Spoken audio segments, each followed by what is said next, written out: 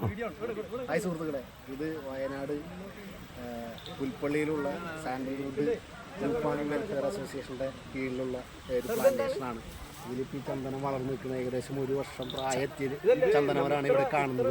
ഇതിൻ്റെ വളർച്ച തന്നെ നോക്കിക്കഴിഞ്ഞാൽ വളരെ അതിശയിപ്പിക്കുന്ന ഒരു വളർച്ചയാണ്. ഇതിൽ വണ്ണം ഏകദേശം ഒരു കൈ വണ്ണത്തിലേക്ക് ഇത് എത്തിയിട്ടുണ്ട്. ഏകദേശം ഒരു 17-18 സെൻറ്റിമീറ്റർ ചുറ്റളവിലേക്ക് ഇത് എത്തിയിട്ടുണ്ട്. ഇതിൻ്റെ ഹൈറ്റ് ഇപ്പോൾ ഞാൻ ആദ്യം വരുന്ന സമയത്ത് ഇത് വളരെ ചെറുതായിരുന്നു. ഇപ്പോൾ ഏകദേശം ഒരു 8 അടി 9 അടി ഹൈറ്റിലേക്ക് ഇത് വളർന്നിട്ടുണ്ട്.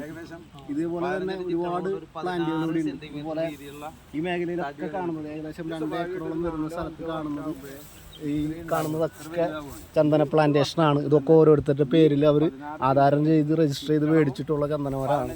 അപ്പോൾ നമുക്കും ഇതിൻ്റെ അകത്ത് ഭാഗമാകാൻ പറ്റും. ഇവിടെ അല്ല, ഇതുപോലെ തന്നെ മറ്റ് പ്ലോട്ടുകളൊക്കെ ഇതുപോലെ 5 സെൻറ്റ് വീതം തിരിച്ച് 20 ചന്ദനമരങ്ങൾ വെച്ച് ഭാവിയിലേക്ക് ഒരു നല്ല വരുമാനം അല്ലെങ്കിൽ നല്ലൊരു വെൽത്ത് ക്രിയേറ്റ് ചെയ്യാൻ പറ്റാവുന്ന ഒരു പ്രൊജക്റ്റാണ്.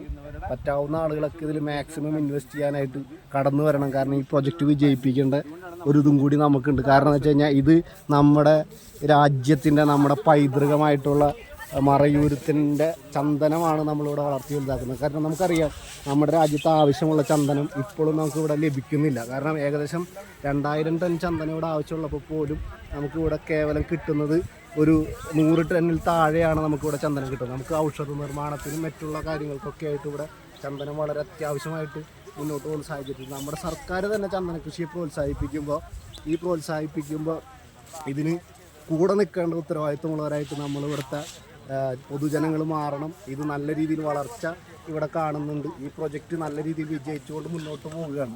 നമുക്കറിയാം ഇവിടുത്തെ മണ്ണുകളൊക്കെ നോക്കിയാൽ കാണാൻ കഴിയും. കറുത്ത മണ്ണുകളാണ്. ഇപ്പോൾ ഈ ഇടയിലൊക്കെ കുഴിച്ചിട്ടേക്കുന്നത് 3rd ഹോസ്റ്റ് പ്ലാന്റ് വെക്കാനായിട്ട്. ഇപ്പോൾ മാതള നാരങ്ങ അനാറിൻ്റെ തൈകളാണ് ഇന്ന് ഇവിടെ വെക്കാൻ പോകുന്നത്. നമുക്കറിയാം ഇവിടെയൊക്കെ ചന്ദനം പൂവിട്ട് തുടങ്ങിയാണ്.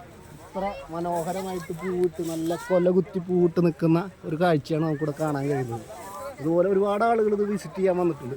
നമുക്ക് ആർക്ക് വേണമെങ്കിലും ഇവിടെ വന്നിങ്ങാണ്ട് ഈ പ്ലാന്റേഷൻ കണ്ട് ബോധ്യപ്പെട്ടതിന് ശേഷം ഇതിൻ്റെ ഭാഗമാവാൻ തയ്യാറാകുക. കാരണം നമുക്കറിയാം വയനാടുത്തെ മണ്ണിനെ നമുക്ക് പറഞ്ഞിട്ടുണ്ട് ഏറ്റവും നല്ല വളക്കൂറുള്ള കറുത്ത മണ്ണ് ലഭിക്കുന്ന കേരളത്തിലെ ഏറ്റവും നല്ല വളക്കൂറുള്ള മേഖലയാണ് വയനാട് പുൽപ്പള്ളി പോലുള്ള മേഖല.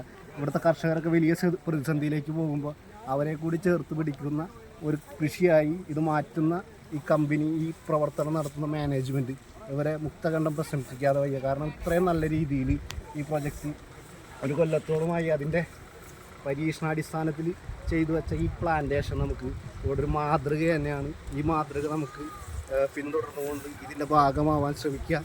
ഇതിൻ്റെ ഭാഗമായി ഭാവിയിൽ നല്ല ഒരു വരുമാനം കിട്ടുന്ന തരത്തിലേക്ക് നമുക്ക് മുന്നോട്ട് പോകാമെന്ന് മാത്രം പറഞ്ഞുകൊണ്ട് എല്ലാവരും ഹായ്, സൈനിങ് ഔട്ട്.